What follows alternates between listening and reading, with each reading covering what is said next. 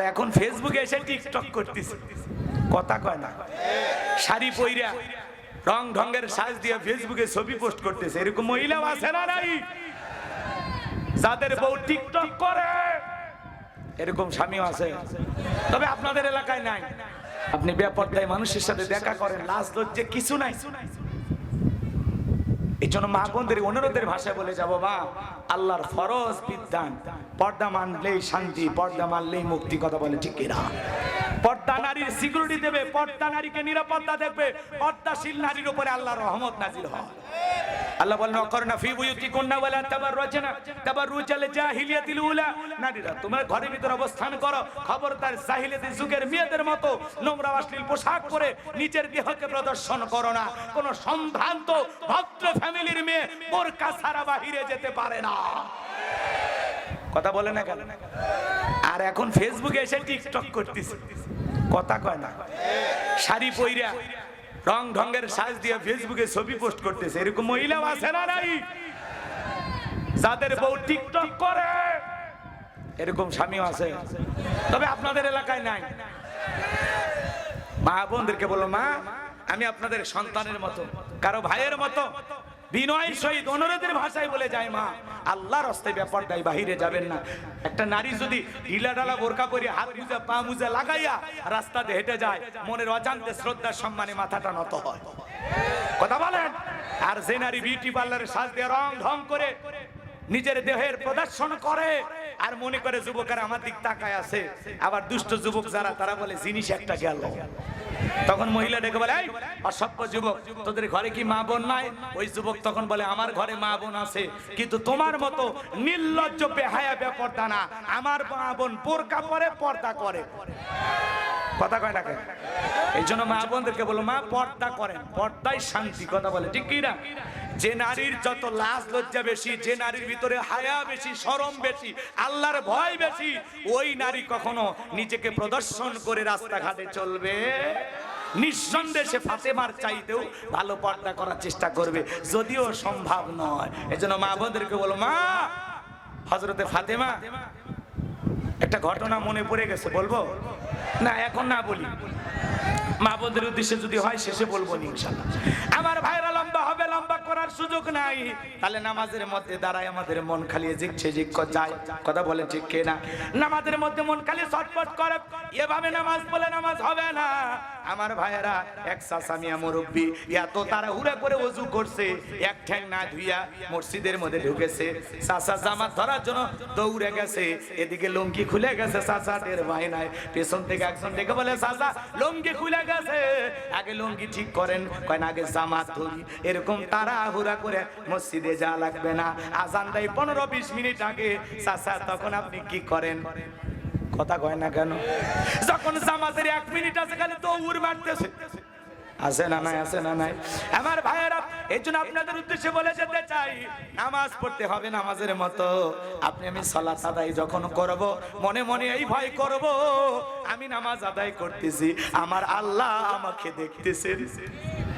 এ যুবক, তুমি আমি যখন নামাজের মধ্যে দাঁড়িয়ে যাব, মনে মনে খেয়াল করব, আমি নামাজ আদায় করতেছি, আমার আল্লাহ আমার সামনেই দাঁড়িয়ে আছেন। ফাঁসির আসামি জীবনের শেষ মনে করে 2 রাকাত নামাজ যেভাবে আদায় করে জোহরের নামাজ আদায় করবা, আর মনে মনে খেয়াল করবা, এই জোহরের নামাজ আমার জীবনের শেষ নামাজ, আমি আসর পর্যন্ত আল্লাহর জমিনে নাও বেঁচে থাকতে পারি। কিন্তু আমরা নামাজ পড়ি 2 মিনিটে 2 রাকাত শেষ। একই সাথে ইমাম আর মুসল্লি জোহরের 4 রাকাত সুন্নতের নিয়ত বেঁধেছে, ইমামের 2 রাকাত হওয়ার আগে মুসল্লি 4 রাকাত শেষ। জিজ্ঞাসা করেছে, চাচা আমার 2 রাকাত হয় না আর আপনার 4 রাকাত শেষ? তখন বলে, হুজুর আপনাদের চর্চা কম। যখন আসে রমজান মাস, প্রত্যেকটা মসজিদে নামাজের প্রতিযোগিতা শুরু হয়, কোন মসজিদে কত তাড়াতাড়ি শেষ করা যায়, কথা বলেন। এজন্য নামাজ নিয়ে তামাশা করা যাবে, আল্লাহর ভয়ে একটু সময় নিয়ে 2 মিনিট এদিক খেয়াল করেন। 2 রাকাত পড়বেন 5 মিনিট লাগে, 4 রাকাত পড়বেন 10 মিনিট লাগে। আল্লাহ রাসূল বলেছেন, দুনিয়ার সব সোর, এদিক খেয়াল করেন, দুনিয়ার সবচেয়ে বড় চোর কে? যে নামাজ চুরি করে। সাহাবীরা বললেন হুজুর নামাজ আবার কেমনে চুরি করে? বিশ্বনবী বললেন যে নামাজের সঠিকভাবে রুকু সিজদা করে না। কথা বলে ঠিক না? খালি এরকম মারতেছে, মুরগি ঠোকরের মতো মারতেছে। কথা কন না কেন?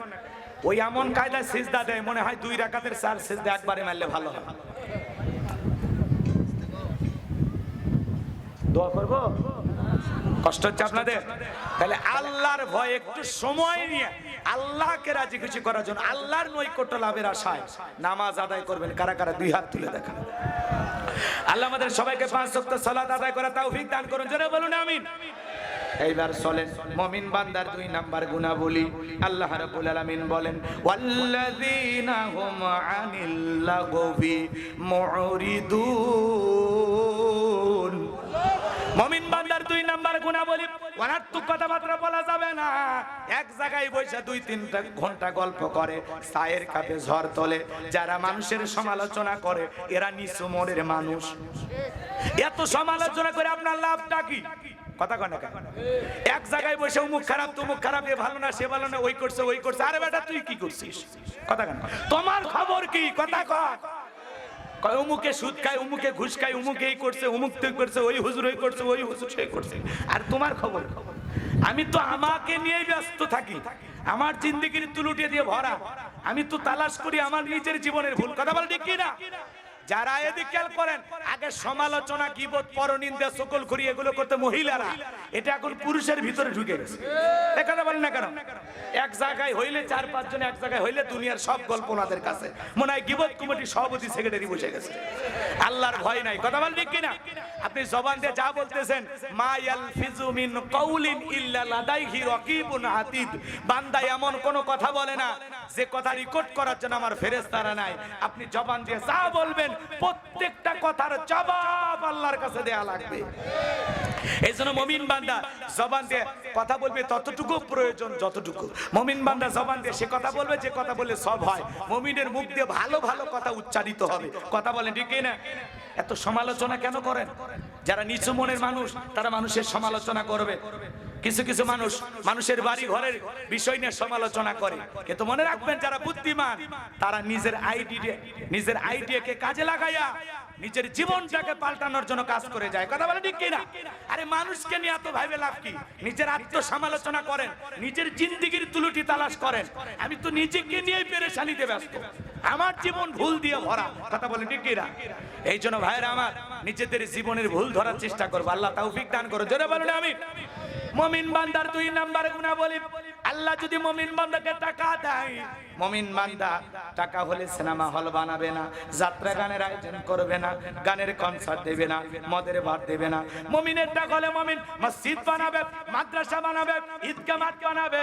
মুমিনের টাকা মুমিন ভালো ভালো কাজে ব্যয় করবে। কথা বলেন ঠিক কি না? এ কি হয়েছে ভাই? এত বড় কিছু বলবা? গল্প এত জোরে শোনা যায়, রাগ করছেন আপনারা? এদিকে মুমিন বান্দার 2 নাম্বার গুনাহবলী, তাহলে মুমিন বান্দাকে আল্লাহ সম্পদ দিলে ভালো কাজে টাকা ব্যয় করবে। কথা বল ঠিক কি না? মুমিন বান্দার 2 নাম্বার গুনাহবলী, হে যুবক, এই কান দিয়ে ইয়ারফোন লাগায়া অশ্লীল গান বাজনা শোনা যাবে না। কানের ভিতর ইয়ারফোন লাগায়া গান শোনো, রূপবানি নাচে কমর দোলায়া, আল্লাহর ফেরেশতারা কবরে নে পিটাবে ঝোলায়া ঝোলায়া। সিরাজগঞ্জের এক যুবক রেল লাইন পার হয়ে যাচ্ছে, কানের ভিতর ইয়ারফোন লাগায়া ট্রেনে এসে ধাক্কা মেরে 3 টুকরা করে দিয়ে গেছে। মরার পরেও কানের ভিতর ইয়ারফোন লাগানো ছিল। এখন কবরে যা, ফেরেশতারা তোর জায়গা মতো বাদ্যযন্ত্র বাজায় দেবে। কথা বলেন ঠিক কি না? এই কান আল্লাহ গান শোনার জন্য দেয় নাই। হক্কানি উলামা ইকরামদের বয়ান শুনতে হবে, ইসলামের সঙ্গীত শুনতে হবে, কোরআন তেলাওয়াত শ্রবণ করতে হবে, ভালো ভালো কথা কান দিয়ে শ্রবণ করা লাগবে। তাহলে মুমিন বান্দার 2 নাম্বার গুনাহবলী, মুমিন বান্দা জবান দিয়ে সে কথা বলবে যে কথা বললে সব হয়। মুমিন বান্দা সেই কাজ সমাজে চালু করবে যে কাজ চালু করলে সব হয়। মুমিন বান্দা সেই জিনিস শ্রবণ করবে যেটা শুনলে সব হয়। এক কথায় সওয়াব আছে যেখানে, জোরে বলেন, সওয়াব আছে যেখানে, আর গুনাহ আছে যেখানে।